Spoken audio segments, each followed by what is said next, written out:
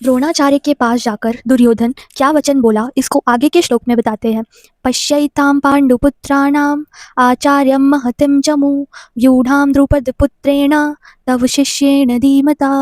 अर्थात हे आचार्य, आपके बुद्धिमान शिष्य द्रुपद पुत्र धृष्टद्युम्न के द्वारा व्यूह रचना से खड़ी की हुई पांडवों की इस बड़ी भारी सेना को देखिए।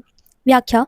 आचार्य द्रोण के लिए आचार्य संबोधन देने में दुर्योधन का यह भाव मालूम देता है कि आप हम सबके कौरवों और पांडवों के आचार्य हैं।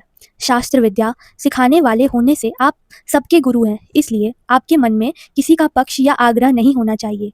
तब शिष्येण धीमता, इन पदों का प्रयोग करने में दुर्योधन का भाव यह है कि आप इतने सरल हैं कि अपने मारने के लिए पैदा होने वाले धृष्टद्युम्न को भी आपने अस्त्र शस्त्र की विद्या सिखाई है, और वह आपके शिष्य धृष्टद्युम्न इतना बुद्धिमान है कि उसने आपको मारने के लिए आपसे ही अस्त्र शस्त्र की विद्या सीखी है।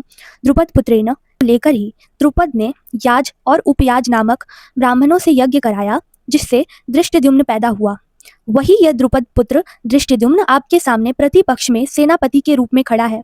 यद्यपि दुर्योधन यहाँ द्रुपद पुत्र के स्थान पर धृष्टद्युम्न भी कह सकता था, तथापि द्रोणाचार्य के साथ द्रुपद जो वैर रखता था, उसी वैर भाव को याद दिलाने के लिए दुर्योधन यहाँ द्रुपद पुत्रेण शब्द का प्रयोग करता है कि अब वैर निकालने का अच्छा मौका है। पांडुपुत्राणाम एताम व्यूढ़ाम महितिम चमू पश्य।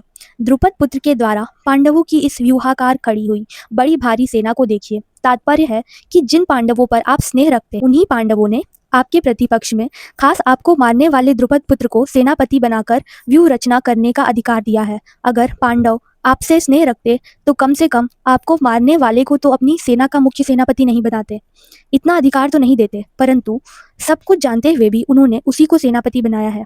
यद्यपि कौरवों की अपेक्षा पांडवों की सेना संख्या में कम थी, अर्थात कौरवों की सेना 11 अक्षौहिणी और पांडवों की सेना 7 अक्षौहिणी थी, तथापि दुर्योधन पांडवों की सेना को बड़ी बता रहा था। पांडवों की सेना को बड़ी भारी कहने में यह दो भाव मालूम देता है। पहला, पांडवों की सेना ऐसे ढंग से व्यूहाकार खड़ी हुई थी जिससे दुर्योधन को थोड़ी सेना भी बहुत बड़ी दिख रही थी, और पांडव सेना में सबके सब योद्धा एक मत के थे, और एकता के कारण पांडवों की थोड़ी सेना भी बल में उत्साह में बड़ी मालूम दे रही थी। ऐसी सेना को दिखाकर दुर्योधन द्रोणाचार्य से यह कहना चाहता है कि युद्ध करते समय आप इस सेना को सामान्य और छोटी ना समझे, आप विशेष बल लगाकर सावधानी से युद्ध करें। पांडवों का सेनापति है तो आपका शिष्य द्रुपद पुत्र ही, अतः उस पर विजय करना आपके लिए कौन सी बड़ी बात है। एताम पश्य कहने का तात्पर्य है कि यह पांडव सेना युद्ध के लिए तैयार होकर सामने खड़ी है, अतः हम लोग इस सेना पर किस तरह से विजय कर सकते हैं, इस विषय में आपको जल्दी से जल्दी निर्णय लेना चाहिए।